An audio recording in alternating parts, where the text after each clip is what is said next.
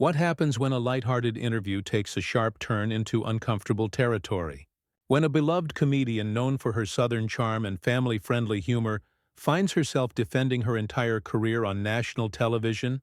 The tension between Leanne Morgan and Kelly Clarkson became so intense that it ended with Leanne walking off the set, leaving everyone stunned. Before we get into what triggered this explosive moment, make sure to subscribe and drop a comment below, telling us what you think really happened here. The interview started the way most Kelly Clarkson Show appearances do, with Kelly's bright energy filling the studio. Leanne walked out to huge applause, waving to the audience with that signature smile that has made her one of the fastest-rising comedians in the country. Kelly stood up to greet her, and they hugged before settling into their seats. "Leanne Morgan, everybody," Kelly said, gesturing to her guest. "I have been waiting to have you on this show for so long. Your tour has been absolutely insane, sold out everywhere." "Oh, honey, it has been wild," Leanne replied, her Tennessee accent warm and familiar. "I keep thinking somebody's going to realize they made a mistake and cancel the whole thing." Kelly laughed. No, people love you. And I love that your comedy is so clean. You prove you don't need to be vulgar to be hilarious." "Well, I appreciate that," Leanne said. "You know, I just talk about my life, my kids, my husband. Real stuff that people can relate to." "And your husband, Chuck, he comes up a lot in your act," Kelly said.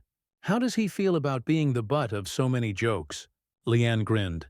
"Oh, he loves it. He thinks he's famous now.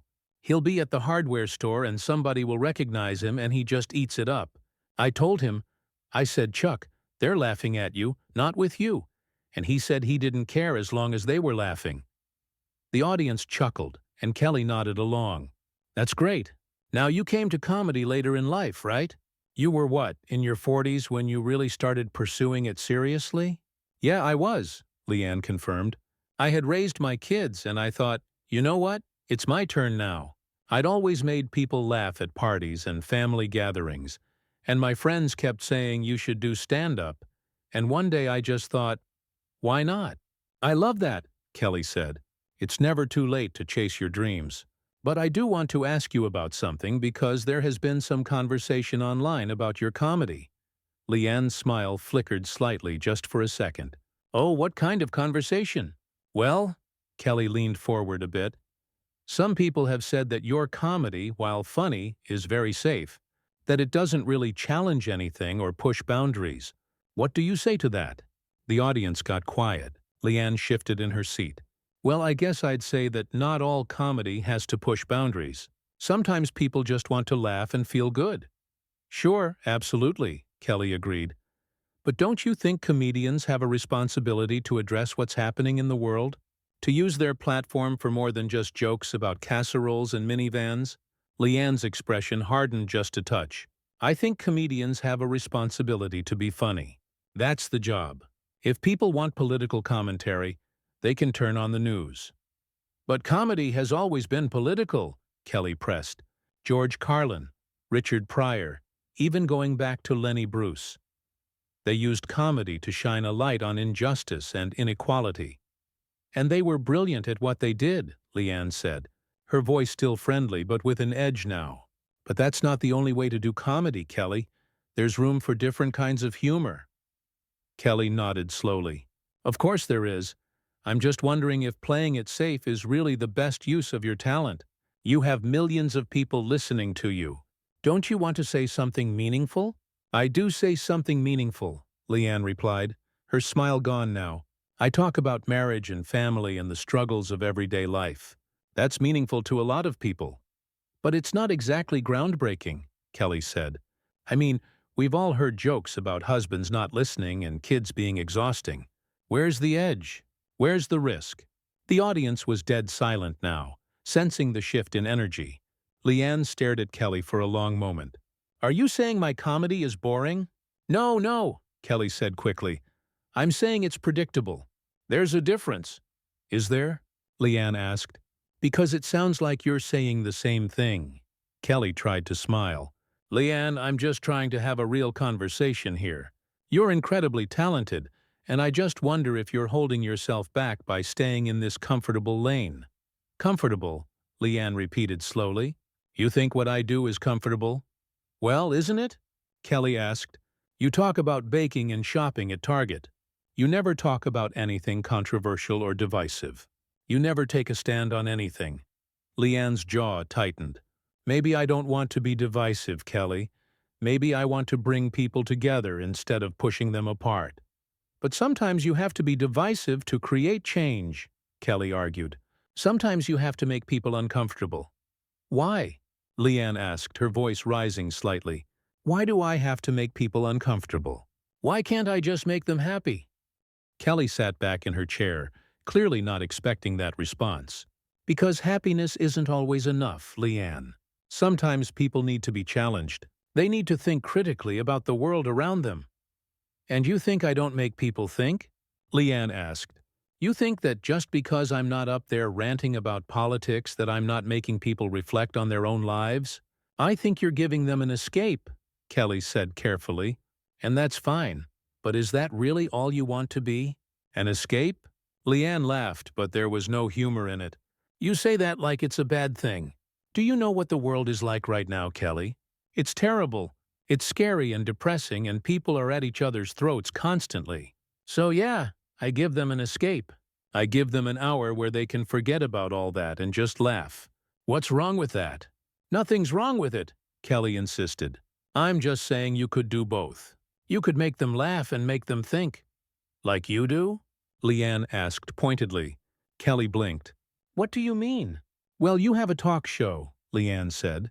You interview celebrities and play games and sing songs. Are you challenging people? Are you pushing boundaries? That's different, Kelly said. I'm a host, not a comedian. Oh, so you get to just entertain people, but I have to change the world? Leanne's voice was sharp now. That seems fair. Kelly shifted uncomfortably. I'm not saying you have to change the world, Leanne. I'm just asking if you ever think about using your platform for something more substantial. More substantial than making people happy? Leanne shook her head. Do you hear yourself right now? You're sitting here telling me that bringing joy to people isn't substantial. That's wild to me. That's not what I'm saying, Kelly protested. Then what are you saying? Leanne demanded.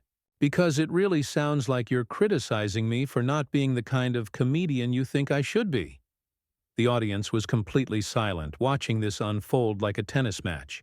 Kelly took a breath, clearly trying to regain control of the conversation. Leanne, I invited you here because I'm a fan. I think you're hilarious. I just wanted to have an honest discussion about comedy and what it means in this moment. No, Leanne said firmly. You invited me here to make yourself look smart by tearing down what I do.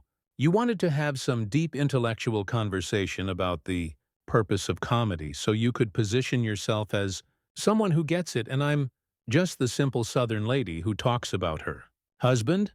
That's not true, Kelly said, but her voice wavered. Isn't it? Leanne leaned forward.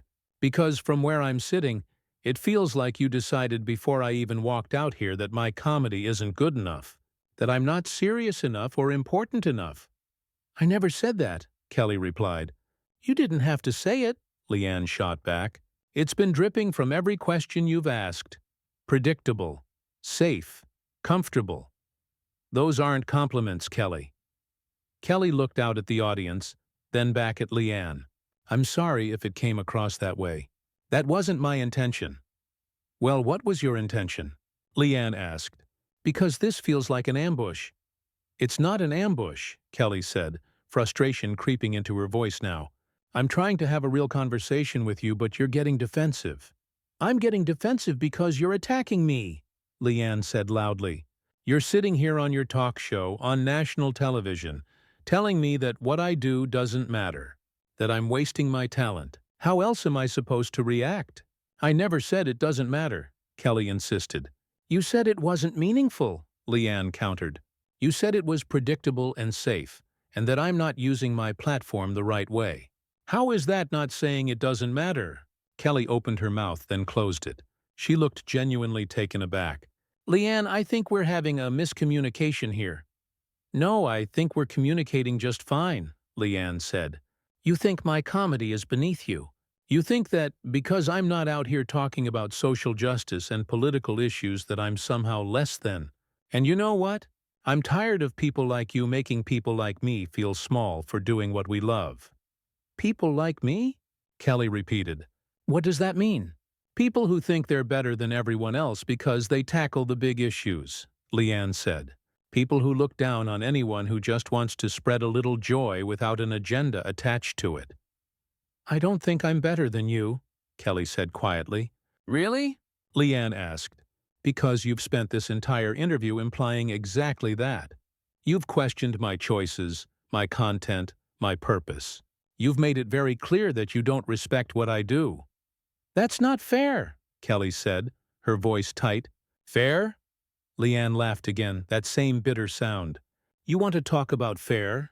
Is it fair that I came on your show excited to promote my tour and talk about my life, and instead I'm being lectured about how I'm doing comedy wrong? Kelly looked down at her notes, then back up. I wasn't lecturing you. Yes, you were, Leanne said firmly, and I'm done with it.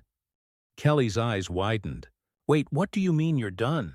I mean, I'm done sitting here being disrespected, Leanne said, her voice steady but cold. I don't need this, Kelly. I don't need to be on your show getting torn apart for doing what I love. Leanne, please, Kelly said, reaching out slightly. I think you're overreacting. Overreacting, Leanne repeated, shaking her head. There it is. Now I'm just the emotional woman who can't handle a little criticism. That's not what I meant, Kelly said quickly. Then what did you mean? Leanne asked. Because it seems like every time I push back on what you're saying, you try to make it seem like I'm the problem. Like I'm too sensitive or I don't understand what you're really trying to say. Kelly rubbed her forehead. I'm just trying to understand why you're so upset. We're having a conversation about comedy. No, we're not, Leanne said flatly. A conversation would involve mutual respect. This is you putting me on trial for my artistic choices and acting like I owe you an explanation for every decision I've made in my career. I never said you owed me anything, Kelly replied. You didn't have to, Leanne said. Your whole tone has been condescending from the moment you started asking about my comedy being safe. You had this look on your face like you were dealing with someone who just doesn't get it. Kelly sighed heavily. Leanne, I promise you that wasn't my intention. I genuinely wanted to have a deeper conversation with you because I think you have more to offer than just surface-level material. Surface level, Leanne said quietly, and something in her expression shifted. You think what I do is surface level. I think it could go deeper, Kelly said. That's all I'm saying. But why does it have to? Leanne asked, her voice rising again. Why does everything have to be deep and profound and world-changing? Why can't some things just be light and fun and happy? Because we're living in serious times, Kelly said. People are struggling. There are real problems in this country, in this world. And I think artists have a responsibility to address that. And I think artists have a responsibility to create what feels authentic to them, Leanne countered. Not what people like you think they should create. I don't tell you how to run your show, Kelly. I don't sit here and say, you know what, Kelly, you should be more serious. You should stop singing with celebrities and start interviewing politicians about policy. That's different, Kelly said again. How? Leanne demanded. How is it different? You entertain people. I entertain people. We just do it in different ways. But somehow my way isn't good enough for you. Kelly looked frustrated now, her composure slipping. I never said it wasn't good enough. You've said it in every possible way except those exact words, Leanne said. And honestly, I don't care anymore. I don't care what you think about my comedy. I don't care if you think it's safe or predictable or surface level. Because the people who come to my shows, the people who pay their hard-earned money to see me, they don't think that. They think it's exactly what they need. And that doesn't bother you? Kelly asked. That you're just giving people what they want instead of challenging them? No, it doesn't bother me, Leanne said. You know what bothers me? People like you who think that entertainment has to be painful or difficult or controversial to have value. That if someone leaves my show feeling happy and lighter than when they came in, that somehow doesn't count as much as if they left feeling angry or woke or whatever you think they should feel. Kelly shook her head. You're twisting my words. No, I'm understanding them perfectly, Leanne said. You think comedy should be a weapon. I think it should be a gift. And neither of us is wrong, Kelly. We're just different. But you can't accept that. You need me to admit that your way is better. That's not true, Kelly protested.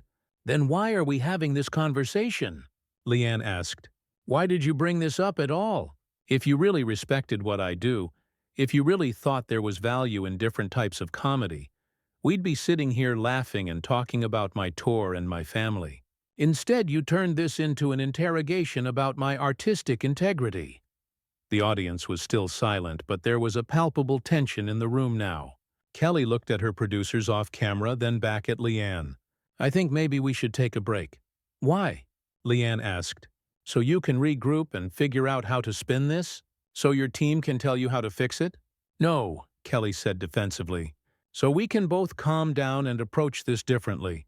I am calm, Leanne said, and her voice was indeed steady. I'm just done pretending that this is okay. You invited me here under the guise of being a fan, and then you spent the entire interview trying to make me feel like what I do isn't enough. Like I'm not enough. Leanne, that's not, Kelly started, but Leanne held up her hand. I have spent years building my career, Leanne said.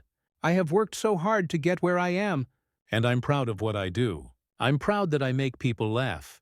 I'm proud that families can come to my shows together and not worry about what I'm going to say.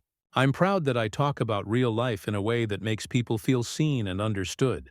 And I'm not going to sit here and let you or anyone else make me feel like that's not valuable. Kelly's face softened slightly. Leanne, I do think it's valuable.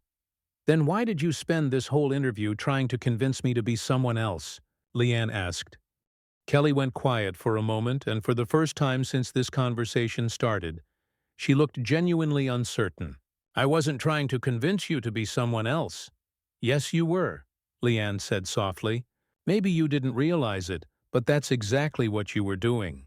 You were telling me that my comedy needs to be more like what you think comedy should be.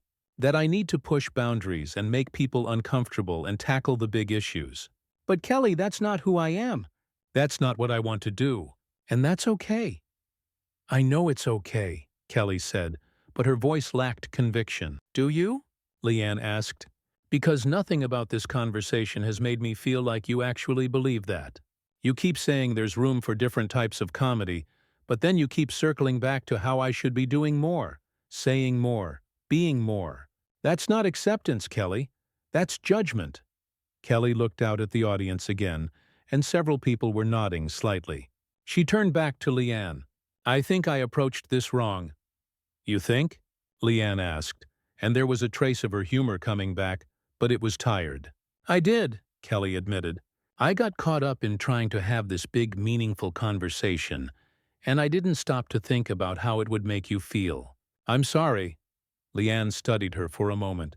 I appreciate the apology, but the damage is done, Kelly. You've made it very clear how you feel about what I do, and I can't just unhear that. I don't think less of you, Kelly said earnestly. I promise I don't. I think you're incredibly talented. But you think I'm wasting that talent, Leanne finished. You can say you respect me all you want, but your questions told me everything I need to know about what you really think. Kelly looked down at her hands. I'm sorry you feel that way. Don't apologize for how I feel, Leanne said, her voice firm again. Apologize for what you said, for how you treated me, for inviting me onto your show and then spending the entire time criticizing my life's work.